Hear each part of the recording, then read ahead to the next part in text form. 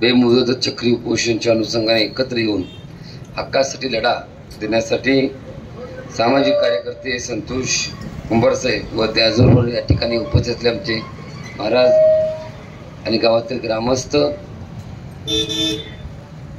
या ठिकाणी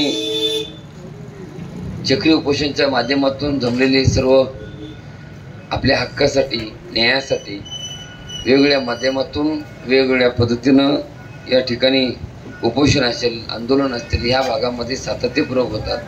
पण त्याच अनुषंगाने जर बघितलं तर आज खरोखरच संतोष कुंभार साहेबांच्याकडे मी मनापासून आभार व्यक्त करतो की आपण समाजाचं काहीतरी देणं लागतो. त्या अनुषंगाने या ठिकाणी उपोषणाच्या माध्यमातून सरकारपर्यंत एक चांगला मेसेज जावा, एक मनापासून एक निर्मळ आणि प्रांजळ मत मनामध्ये ठेवून त्यांनी या ठिकाणी वाटचाल करतायत. खरोखर जर बघितलं तर जत तालुका हा दुष्काळी तालुका आहे. या तालुक्यामध्ये जर बघितलं तर 1984 पासून ते आतापर्यंतच्या कालावधीमध्ये म्हैसाळचं पाणी जत तालुक्यामध्ये येणार, म्हैसाळचं पाणी जत तालुक्यामध्ये येणार, अशा वेगवेगळ्या पद्धतीनं अनेक नेते मंडळी निवडून आली.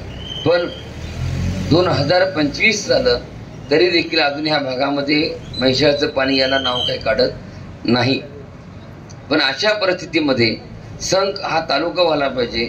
संख या तालुक्यामध्ये अपर तहसीलदार आहे पण बाकीच्या कुठल्याही सुखसुविधा ह्या ठिकाणी उपलब्ध नाही आहेत, पोलिटिशियन उपलब्ध नाही आहे. असे वेगवेगळे मुद्दे ह्या ठिकाणी घेऊन एक समाजाचं नव्हे समाजाची व्यथा सरकारजवळ मांडण्याचं काम संतोष कुमार साहेबांच्या माध्यमातून सर्व ग्रामस्थ त्यांना सर्वांनी दिलेले पाठबळ त्यांचे सर्व सगळे सोयरे आणि गावातील ग्रामस्थ शेतकरी मंडळी मला ह्या ठिकाणी सांगायला बरं वाटतंय की म्हैसाळचं पाणी असेल किंवा जत तालुका दुष्काळी असेल सातत्यपूर्वक आमच्या नशिबाला पोचलेलं आहे. राजकीय क्षेत्रातले एखादा मंडळी जर आला तर त्या ठिकाणी त्या मंडळीच्या सभेला हजारोच्या संख्येने मंडळी उपस्थित राहतात आणि ज्याचं कुठल्याही गोष्टीचं घेणं देणं नसतं त्या ठिकाणी आपण टाळ्या वाजून निघून जातो.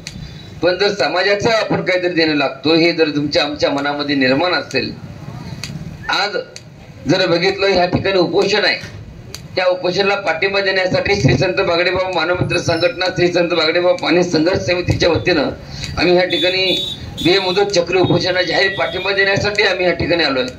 पण येत असताना समाजामध्ये ज्या पद्धतीची व्यथा जर बघितली, आज जत तालुक्यामध्ये 64 गाव अजून पाण्यापासून वंचित आहेत आणि अजून देखील त्या मंडळींना पाणी मिळत नाही, ही दुःखाची गोष्ट आहे. तरी देखील आताच्या परिस्थितीमध्ये एवढ्या मोठ्या प्रमाणामध्ये टँकर चालू आहेत, तरी देखील हिथून एखादी केस करायची असेल तर उमदीला जावं लागतं, एखादा स्टाफ घ्यायचा असेल तर जतलं जावं लागतं. या सगळ्या प्रश्नावरती एक तोडगा म्हणून एक मार्ग म्हणून त्या ठिकाणी चक्री उपोषण म्हणजे एकट्या माणसाचं काम नाहीये, नव्हे एकट्याचा खेळ म्हणून जमविला मिळ. ह्या प्रत्येक माणसाने बसलेल्या माणसाने हे कामून बसलेले आहेत, हे कशासाठी बसलेले आहेत हे जर तुम्हाला आम्हाला कळत नसेल. माझ्याकडे जेव्हा कुंभार साहेब आले मला म्हणाले बाबा आम्ही 5 तारखेपासून उपोषण करतोय आणि उपोषण कुठं करताय हे विचारल्यानंतर संघामध्ये करतोय. अरे बाबा संघामध्ये जो माणूस उपोषण करतोय तोच बसावं लागतंय, बाकीची माणसं निवांत कट्ट्यावरती बसून तंबाखू म्हणणार आहेत. काही घेणं देणं नाही. तुम्ही का बसायला लागलाय, कशासाठी बसायला लागलाय, काय संबंध आहे, तुमच्या व्यक्ती घरचा प्रश्न आहे का, तालुका तुमच्या घरचा होणार आहे का, अनेक प्रश्न त्या ठिकाणी उद्भवतात. जेव्हा मी मुंबईला पायी दिंडी चालत होतो त्यावेळेस सांगितलं 5000 लोकांनी मला नाव दिली. 5000 जाऊ दे म्हणलं, 2500 तरी यायला पाहिजेत, 2500 जाऊ देल, 1200 तरी यायला पाहिजेत, 1200 जाऊ देल, 600 तरी यायला पाहिजेत, 600 जाऊ देल, 300 तरी यायला पाहिजेत, 300 जाऊ देल, 150 तर 150 जाऊ देल, 75 यायला पाहिजेत, 75 जाऊ दे महाराज, 50 तरी यायला पाहिजेत, 50 जाऊ दे आयो चोगली, 25 तरी यायला पाहिजे, 12 6 अहो एक माणूस आला सोबत माझ्या, तरी देखील मुंबईला गाठले आणि माननीय मुख्यमंत्री एकनाथजी शिंदे साहेब यांच्या माध्यमातून जत तालुक्यामध्ये विस्तारित म्हैसाळ योजनेसाठी 2000 कोटी मंजूर झाल्या. मंडळी हे आपलं तुमचं आमचं भाग्य आहे. एवढ्यावरतीच न थांबता जे आता वसपेट तलाव आहे, मैताळपासून वसपेट तलाव आणि वसपेट तलावातून गुड्डापूर तलाव वड्या पात्रातून पाणी संख तलावातून येणार आहे. यासाठी 26 कोटी सेपरेट मंजूर झालं. अंकलगीमध्ये जेव्हा उपोषण केलं तेव्हा महादेवाच्या मंदिरामध्ये 6 महिन्यामध्ये ते काम पूर्ण होणार. आज 1.5 वर्ष झालं काम चालू आहे. आज नाही तर उद्या ह्या महिन्यामध्ये ते काम पूर्ण होईल आणि ह्या भोंजळेवाडीपासून संकापर्यंत पाणी येण्यासाठी एक साधन होऊन जाईल. आता सध्याची परिस्थिती बघितलं तर ह्या भागामध्ये पाणी नाही. टँकर चालू आहे आणि तरी देखील या माणसाला काही केलं ते नाही. जे माणसं उपोषणाला बसलेत त्यांनीच उपोषण करायचं, जे माणसं उपोषणाला बसणार आहेत त्यांनीच उपोषण करायचं, जे माणसं रस्त्यावर उतरणार आहेत त्यांनीच. मला आपल्याला एक सांगायचं आहे की मी सांगत असताना तुम्हाला सांगितलं की सरकारचं नाक दाबल्याशिवाय तोंड उघडत नाही. या ठिकाणी शेतकरी संघटना आपलं देखील स्वागत आहे मंडळी.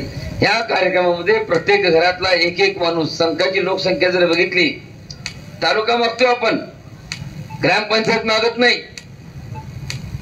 तालुका मागतो आपण, जिल्हा परिषद मागत नाही. तालुका मागतो आपण, पंचायत समिती मागत नाही.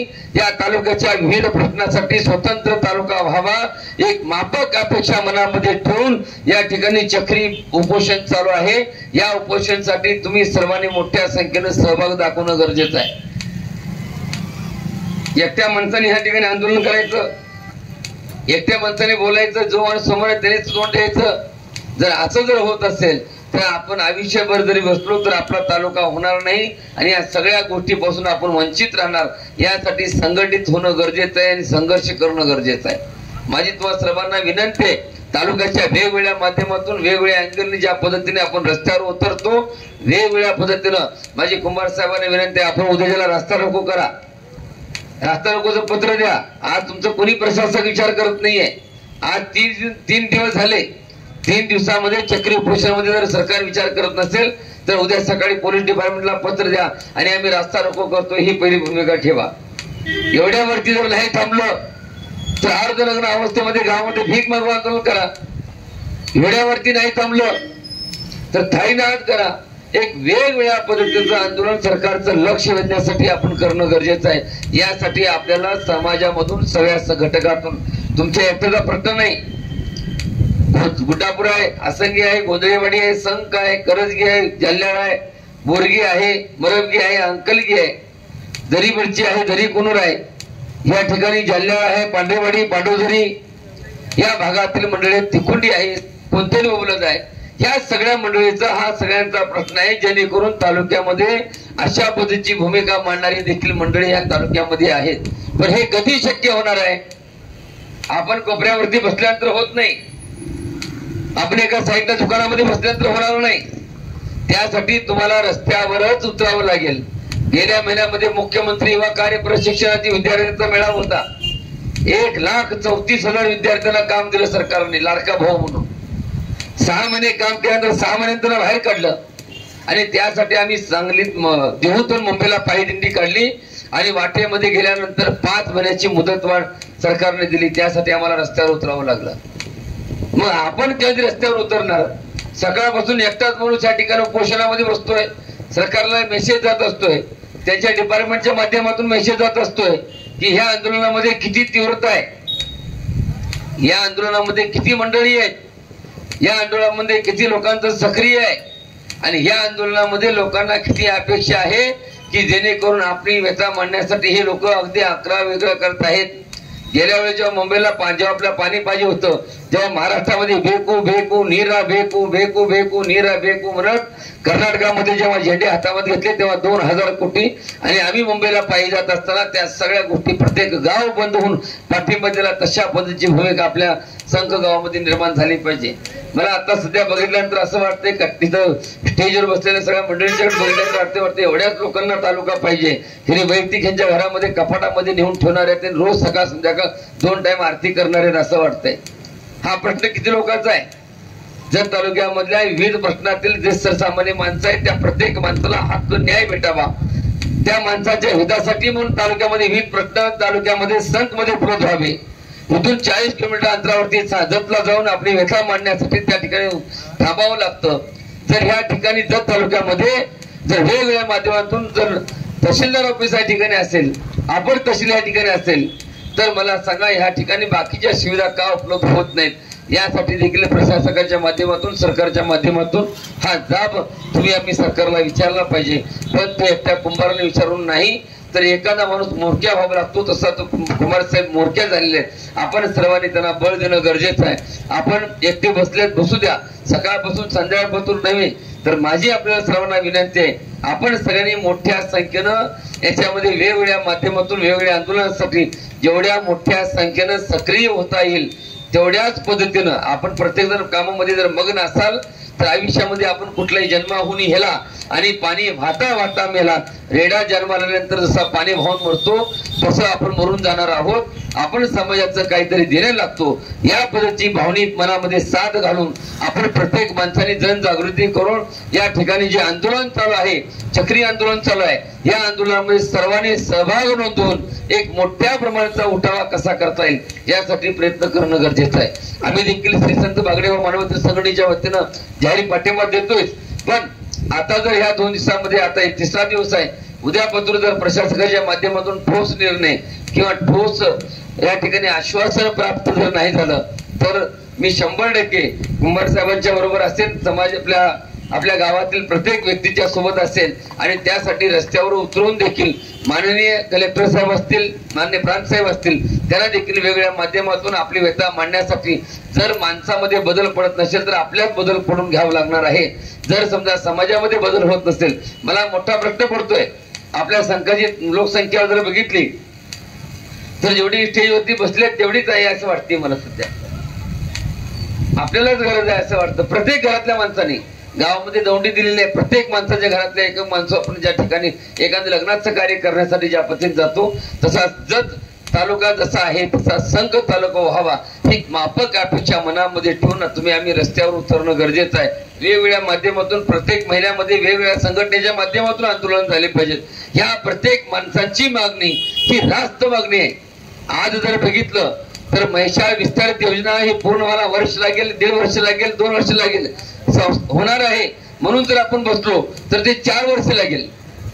2019 मध्ये जेव्हा आपल्या इथं देवेंद्र माननीय तत्कालीन त्यावेळेचे मुख्यमंत्री देवेंद्रजी फडणवीस साहेब आले आणि संघ मध्ये आल्यानंतर तत्वता मान्यता दिली 2019ला आणि आतापर्यंत, तेव्हापासून जर आतापर्यंत बघितलं तर तब्बल 9 वर्षाचा कार्यकाळ निघून जातोय आणि तरी देखील आपल्याला पाणी मिळत नाही. हे दुःखाची बाब आहे. आपण शांत बसलोय, आपण जवळपास उठत नाही, आपण बोलणार नाही, आपण पेटून उठणार नाही, तोपर्यंत कुठलीही गोष्ट तुम्हाला आम्हाला प्राप्त होणार नाही.